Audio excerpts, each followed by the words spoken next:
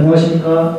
저는 오늘 여러분들께 중국대학의 현황 및 시범에 대해서 설명드리게 될 일산여 아카데미 오주원입니다. 중국대학 특징은 크게 위 네 가지로 나눠볼 수 있습니다. 오늘 이 자리에서는 높아진 중국대학의 위상, 선택적 입학 기준 및 전공에 따른 학교 선택 이 세 가지 내용을 중점적으로 다뤄보도록 하겠습니다. C9 리그 설명에 앞서 구파로 공정이라는 것을 살짝 짚고 넘어가야 하는데, 이와 관련하여 받으신 자료책자 3페이지에 보면 간략하게 설명이 나와 있습니다. 1998년 5월부터 시작되어 구파로라는 명칭을 가지게 된 구파로 공정은 세계 1류 대학 건설을 목표로 중국 중앙정부에서 중점대학을 대상으로 추진 중인 국가 프로젝트입니다. 북경대와 청와대를 선두로 시작하여 99년도에 구파로 공정 1기가 형성이 되는데, 당시 1기 멤버가 위 9개 학교입니다.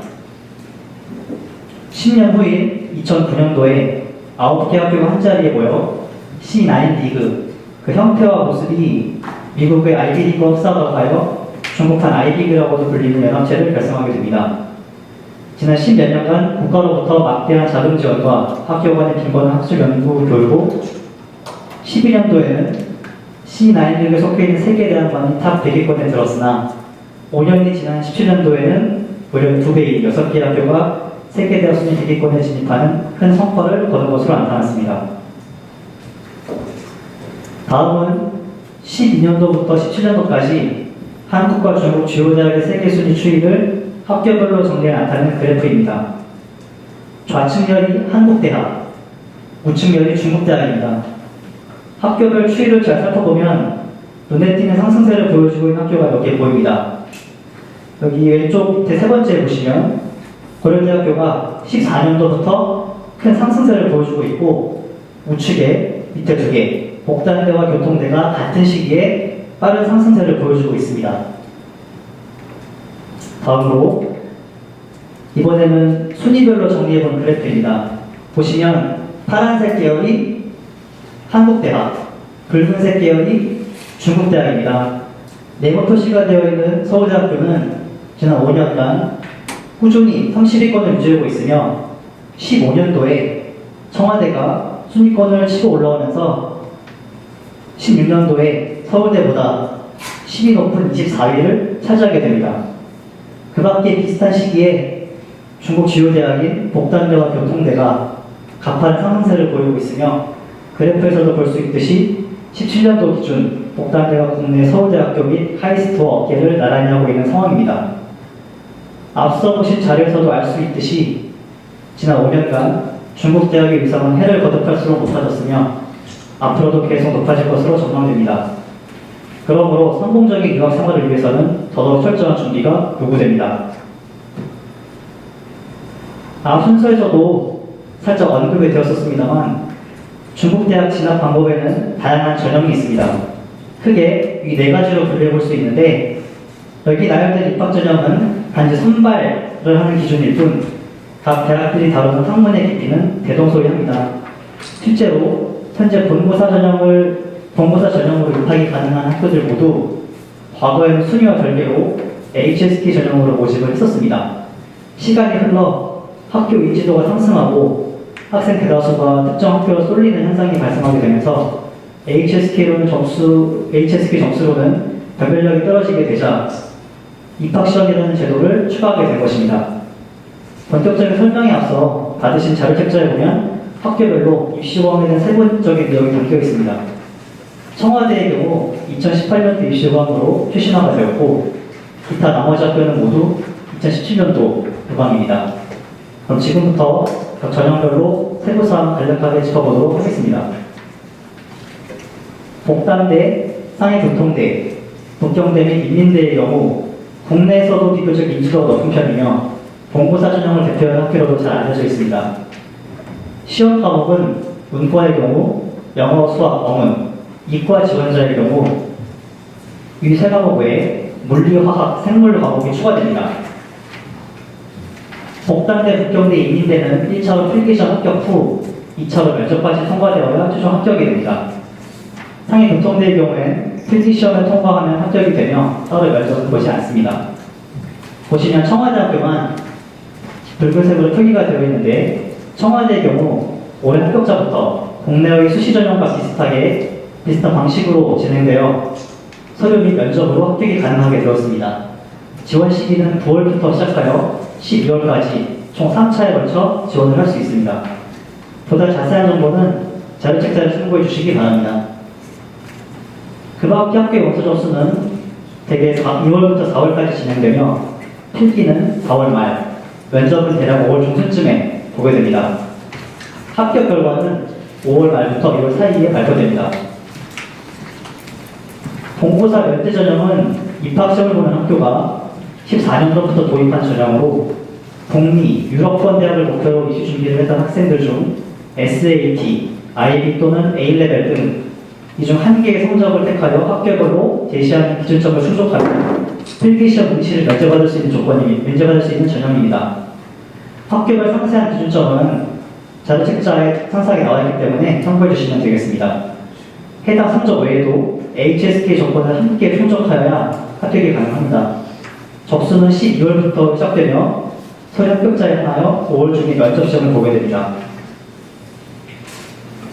본고사 전형 소개와 관련하여 지난 14년도부터 17년도까지 국경대, 복단대 및 상위교통대에서 발표한 본고사 전형에 한한 합격자 현황을 그래프로 한번 정리해 보았습니다.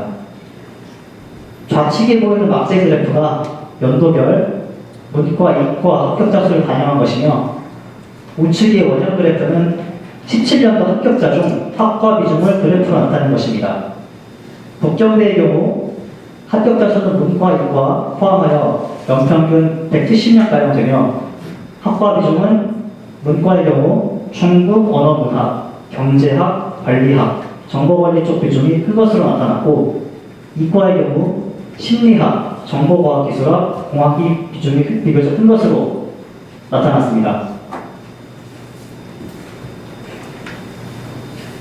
복단대의 경우 15년도까지는 입학 정원을 지속적으로 줄여오다가 16년도부터 정원을 대폭 늘리기 시작하였습니다. 복단대 이과 지원자의 경우 북경대나 상해교통대 이과 지원자 수에 비해 월등히 낮은 것으로 나타났습니다. 참고로 대외 한원과의 경우 합격자 수가 압도적으로 많아 통계에서 제외하였습니다.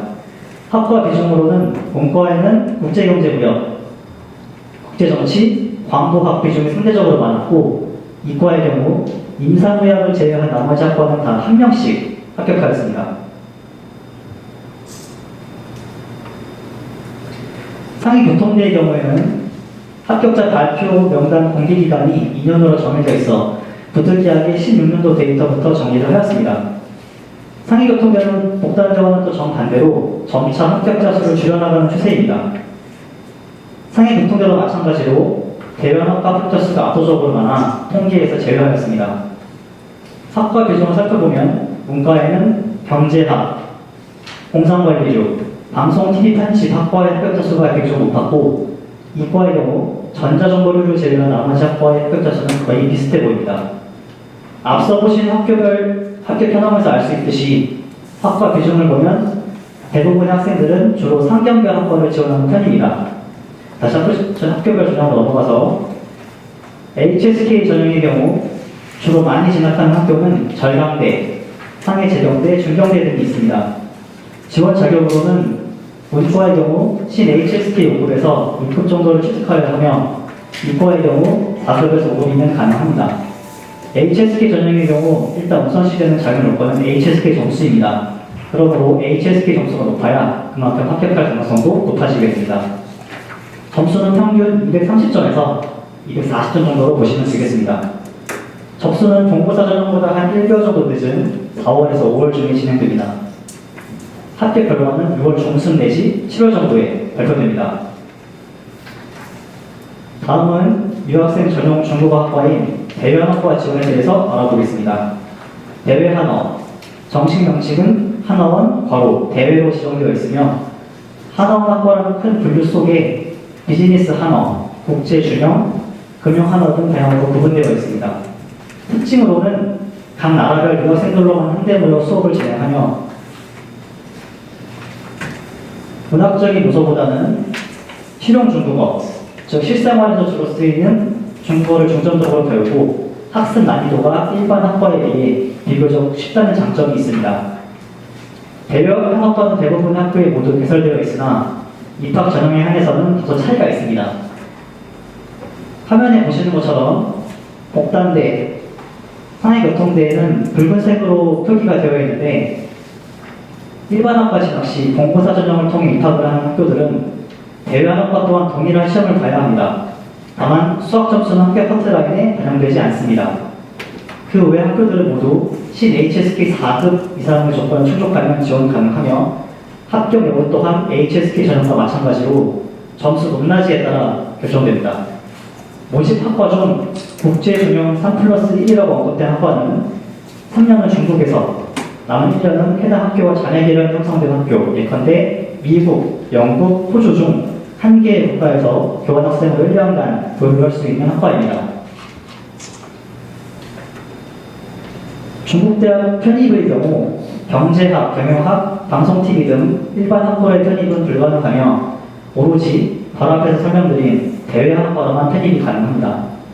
편입 시 주로 선택하는 학교는 상해교통대와 화성사범대가 대표적입니다.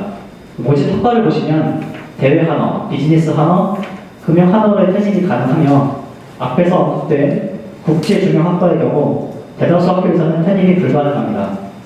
지원 자격은 일단 지원하고자 하는 학년에 준하는 중국어 관련 학습 경력이 우선 충족되어야 하며 그 다음으로 2학년 편입의 경우 신HSK 4급 또는 5급 내지 편입시험이 있고 3학년 편입의 경우 신HSK 5급 이상이 충족되어야 지원이 가능합니다. 보다 자세한 내용은 자료 책자를 참고해 주시기 바랍니다. 중국대학의 경우 학과에 따라서 학교 순위가 달라지기도 합니다.